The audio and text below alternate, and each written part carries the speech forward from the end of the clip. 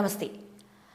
എമ്പുരാൻ എന്ന ചിത്രം വിജയിച്ചാലും ഇല്ലെങ്കിലും അത് മോഹൻലാൽ എന്ന നടനുണ്ടാക്കിയ ഡാമേജ് പറഞ്ഞറിയിക്കാൻ കഴിയാത്തത് തന്നെയാണ്. അയാൾ മലയാള സിനിമയിൽ എന്തൊക്കെ നേടി എന്ന് പറഞ്ഞാലും ഈ ഒരൊറ്റ സിനിമ നൽകിയ ചീത്തപ്പേര് അദ്ദേഹത്തെ വിട്ടുപോകുക തന്നെയില്ല. പൃഥ്വിരാജ് എന്ന ആൾ ആരാണ് എന്നും അയാളുടെ രാഷ്ട്രീയം, ഇന്ത്യ വിരുദ്ധത, ഇന്ത്യയുടെ താല്പര്യങ്ങൾക്കെതിരെ ജനാധിപത്യത്തിന്റെ മറവിൽ പരസ്യമായി പ്രവർത്തിക്കുന്ന മതതീവ്രവാദ സംഘടനകളോടുള്ള അയാളുടെ ആഭിമുഖ്യം, ഇതെല്ലാം പൊതുസമൂഹത്തിന് അറിയാവുന്ന കാര്യം തന്നെയാണ്.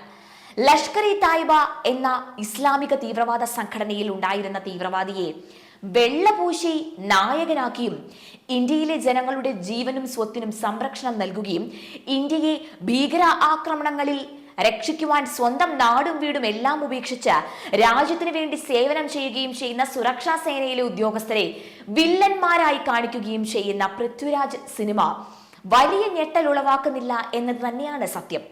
സിനിമയിൽ ലഷ്കർ-ഇ-തോയ്ബ തീവ്രവാദികൾ ഇന്ത്യക്കെതിരെ സംസാരിക്കുമ്പോൾ അതിന് കൊടുത്തത് വലിയ ഹൈപ്പാണ് എന്ന് ചിത്രം കണ്ടവർ അത്രയും പറയുന്നു. ഇന്ത്യയിൽ കള്ളപ്പണ ഇടപാടിൽ അന്വേഷണം നടത്തുന്നത് എൻഫോഴ്സ്മെന്റ് ഡയറക്ടറേറ്റ് ആണ്.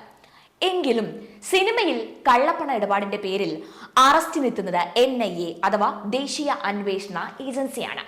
NIA തീവ്രവാദ കേസുകളാണ് അന്വേഷിക്കുന്നത്. തീവ്രവാദികളെ ഇന്ത്യയിൽ തലപൊക്കാൻ അനുവദിക്കാത്ത NIA എന്നും അവരുടെ പേടി സ്വപ്നം തന്നെയാണ്.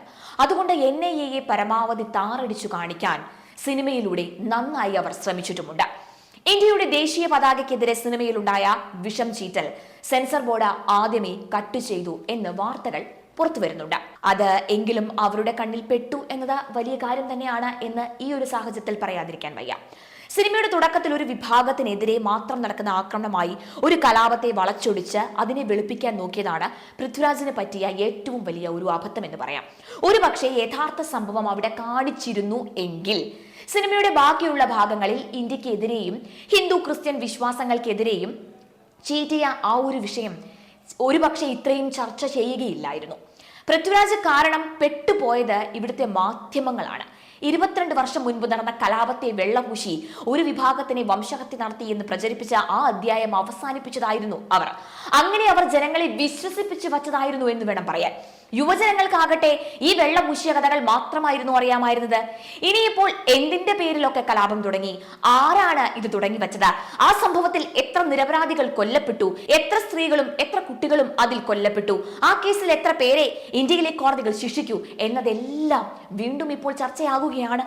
സിനിമയിൽ ഒരു വിഭാഗത്തെ മാത്രം വെള്ളപൂശി കാണിക്കുന്ന കലാപം യഥാർത്ഥത്തിൽ തുടങ്ങുന്നത് 27 സ്ത്രീകളും 10 കുട്ടികളും അടക്കം 59 സാധാരണക്കാർ പൊള്ളലേറ്റ് കൊല്ലപ്പെടുകയും 48 പേർക്ക് പരിക്കേൽക്കുകയും ചെയ്ത ആ സംഭവം മുതലാണ്. കലാപം തുടങ്ങാനുള്ള ആ സംഭവം ഒരു തരത്തിലും ചർച്ചയാകരുത് എന്ന് കേരളത്തിലെ മാധ്യമങ്ങൾക്കും രാഷ്ട്രീയക്കാർക്കും നിർബന്ധമുള്ള കാര്യം തന്നെയാണ്. അതാണ് പൃഥ്വിരാജിന്റെ വെള്ളപൂശൽ കാരണം വീണ്ടും ഇപ്പോൾ ചർച്ചയായിരിക്കുന്നത് എന്ന് പറയാതെ വയ്യ. അതായത് സമാധാനത്തോടെ കഴിയുന്ന ജനങ്ങളെ ഒരു പ്രകോപനവും ഇല്ലാതെ അങ്ങോട്ട് കയറി ആക്രമിച്ചിട്ട് തിരികെ കിട്ടുമ്പോൾ ഇരവാദമിറക്കുന്ന ഉഡായിപ്പ് ജനങ്ങൾ ഇപ്പോൾ ചർച്ച ചെയ്യുകയാണ്. പൃഥ്വിരാജ് വെള്ളപൂശാൻ നോക്കിയ കലാപത്തിൽ ഒരു വശത്തെ 790 പേരും മറുവശത്ത് 254 പേരും കൊല്ലപ്പെട്ടു. വംശഹത്യ ആയിരുന്നുവെങ്കിൽ ഒരു വശത്തെ ആളുകൾ മാത്രമേ കൊല്ലപ്പെടുകയുണ്ടായിരുന്നുള്ളൂ, അല്ലേ? അത് തന്നെയുമല്ല, ഇത് നിരപരാധികളെ അങ്ങോട്ട് കയറി ആക്രമിച്ചതിന് തിരിച്ചു കിട്ടിയതല്ലായിരുന്നോ? ഈ എമ്പുരാൻ എന്ന സിനിമയിൽ തീവ്രവാദികളെയും തീവ്രവാദത്തെയും മഹത്വവൽക്കരിക്കുന്നു എന്ന് മാത്രമല്ല, ക്രിസ്ത്യൻ വിശ്വാസങ്ങളെയും ഈ ചിത്രത്തിൽ അധിക്ഷേപിക്കുന്നുണ്ട്. അതായത് എമ്പുരാൻ ഹിന്ദു വിരുദ്ധ, ക്രിസ്ത്യൻ വിരുദ്ധ, ഇന്ത്യ വിരുദ്ധ സിനിമയായി ദേശീയ തലത്തിൽ തുറന്നു കാട്ടപ്പെടുകയാണ്. അതുകൊണ്ട് ഇപ്പോൾ സീനിലെ 17 സീനുകൾ കട്ട് ചെയ്ത് സിനിമ വീണ്ടും സെൻസർ ചെയ്ത് ഇറക്കാൻ പോകുന്നു എന്ന വാർത്തയും ഈ കഴിഞ്ഞ ദിവസം എത്തി. ഇന്നലെ വരെ ലാലേട്ട എന്ന് മാത്രം വിളിച്ചിരുന്ന മോഹൻലാലിനോട് 2 വാക്ക് പറയുകയാണ്. ഞാനൊന്നും അറിഞ്ഞില്ല, എന്നെ പൃഥ്വിരാജ് ചതിച്ചതാണ് എന്നൊന്നും ഇനി താങ്കൾ പറഞ്ഞേക്കരുത്. അങ്ങനെ ചെയ്താൽ അങ്ങ് വെറും ഒന്നിന് കൊള്ളാത്തവനാണ് എന്ന് ആളുകൾ ചിലപ്പോൾ വിധി എഴുതേക്കും. ഇനി അങ്ങുകൂടി അറിഞ്ഞുകൊണ്ടാണ് ഈ ലഷ്കർ-ഇ-തോയ്ബ എന്ന തീവ്രവാദ സംഘടനയിൽപ്പെട്ട തീവ്രവാദിയെ നായക കഥാപാത്രമാക്കിയും ഇന്ത്യയിലെ സുരക്ഷാ സേനയിലെ ഉദ്യോഗസ്ഥരെ വില്ലന്മാരായും സിനിമയിൽ കാണിച്ചത് എങ്കിൽ വേറൊന്നും പറയാനുമില്ല. പക്ഷേ ഇനിയും രാജ്യസ്നേഹം, ഇന്ത്യൻ സേന എന്നൊന്നും പറഞ്ഞ് താങ്കൾ ഇറങ്ങിയേക്കരുത്. വെറുതെ ഇമോഷണലായി പറയുന്നതല്ല.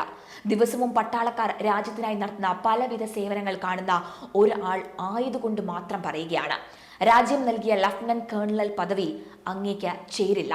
സ്വന്തം നേട്ടത്തിനു വേണ്ടി ഇന്ത്യക്കെതിരെ കൊടും വിഷം തുപ്പുന്നവരുടെ കൂടെ നിന്നിട്ട് ആ യൂണിഫോം ഇട്ടാൽ അത് രാജ്യത്തിന് അപമാനം തന്നെയാണ്, സൈനികരോടുള്ള അനാദരവുമാണ്. രണ്ടും കൂടി വേണ്ട സാറേ. നിങ്ങൾക്ക് ജീവിതത്തിലും അഭിനയിക്കാൻ അറിയുമായിരിക്കും, പക്ഷേ ഇവിടുത്തെ സാധാരണ ജനങ്ങൾക്ക് സിനിമയിലും അഭിനയിക്കാൻ അറിയില്ല, ജീവിതത്തിലും അഭിനയിക്കാൻ അറിയില്ല. പക്ഷേ ജീവിതത്തിൽ അഭിനയിക്കുന്നവരെ തിരിച്ചറിയാനുള്ള കഴിവ് ഉണ്ട് എന്ന് മറക്കരുത്. ദേ, മോഹൻലാലിനെ കുറിച്ച് പറഞ്ഞ ഈ വാക്കുകളൊന്നും ഞാൻ പറഞ്ഞതല്ല കേട്ടോ. നമ്മുടെ കേരളത്തിലെ കാഴ്ചക്കാരായ സാധാരണ ജനങ്ങളുടെ വാക്കുകളും അവരുടെ കമന്റുകളുമാണ് ഞാൻ ദേ ഇപ്പോൾ പറഞ്ഞത്. മോഹൻലാലിന് ഇനിയൊരു തിരിച്ചുപോക്ക് ഉണ്ട് എന്ന് തോന്നുന്നില്ല. അത്രമാത്രം വലിയൊരു വീഴ്ചയാണ് അദ്ദേഹം വീണിരിക്കുന്നത്. സോഷ്യൽ മീഡിയയിൽ ആരോ എഴുതിയതുപോലെ എമ്പുരാന്റെ അടുത്ത പാർട്ടിയിൽ ഉദ്ദേശിച്ചിരുന്നത് സ്ത്രീകളെ ബലാത്സംഗം ചെയ്തു കൊല്ലുന്ന ഹമാസ് തീവ്രവാദികളെ ഉന്മൂലനം ചെയ്യുന്ന ഇസ്രായേൽ സേനയ്ക്ക് നേരെ എന്റെ പിള്ളേരെ തൊടുന്നോടാ എന്ന് പറഞ്ഞ ഹെലികോപ്റ്ററിൽ നിന്ന് പറന്ന് ഇറങ്ങുന്ന നായകനെ ആയിരുന്നിരിക്കും. ഇനിയിപ്പോൾ ആ മോഹം നടക്കും എന്ന് എന്തായാലും തോന്നുന്നില്ല. എമ്പുരാന് അടുത്ത ഒരു വരവ് ഉണ്ടാകുമോ എന്ന് തന്നെ ഇനി കണ്ടറിയേണ്ട കാര്യം തന്നെയാണ്. എമ്പുരാന്റെ കളക്ഷൻ എന്ന് പറഞ്ഞ് നടത്തുന്നത് വെറും തള്ളുകൾ മാത്രമാണ് എന്ന ദേശീയ മാധ്യമങ്ങളുടെ റിപ്പോർട്ടുകൾ കാണുമ്പോൾ തന്നെ നമുക്ക് അറിയാവുന്നതാണ്. ഇതിലാകെ സഹതാപം അർഹിക്കുന്ന ഗോകുലം ഗോപാൽ എന്ന അദ്ദേഹമാണ്. അദ്ദേഹത്തെ ഇതിൽ പെടുത്തി എന്ന് വേണം കരുതാൻ. അതും ഒരു വിഭാഗം ആളുകൾ പറയുന്നതാണ്. 17 വെട്ടി സെൻസറിംഗ് നടത്തിയപ്പോൾ തന്നെ പൃഥ്വിരാജ് അവിടെ തോറ്റു. പൃഥ്വിരാജ് എന്താണ് കരുതിയത്? എണ്ണപ്പണത്തിന്റെ പിൻബലത്തിൽ ഈ രാജ്യത്തെക്കുറിച്ച് എന്തും വിളിച്ചു പറയാനും രാജ്യത്തെ മോശമായി ചിത്രീകരിക്കാനും രാജ്യത്തെ ജനങ്ങളുടെ വിശ്വാസങ്ങളെ അവഹേളിക്കുവാനും തീവ്രവാദത്തെ വെള്ളപൂശാനും താങ്കൾക്ക് കഴിയും എന്നാണോ? ഈ രാജ്യത്തിന്റെ കരുത്തിനെ കുറിച്ച് പൃഥ്വിരാജിന് ഒന്നും അറിയില്ല സോദര. ആളറിഞ്ഞ് വേണം മോനെ പൃഥ്വി കളിക്കാൻ എന്ന് മാത്രം പറഞ്ഞ് നിർത്തുകയാണ്.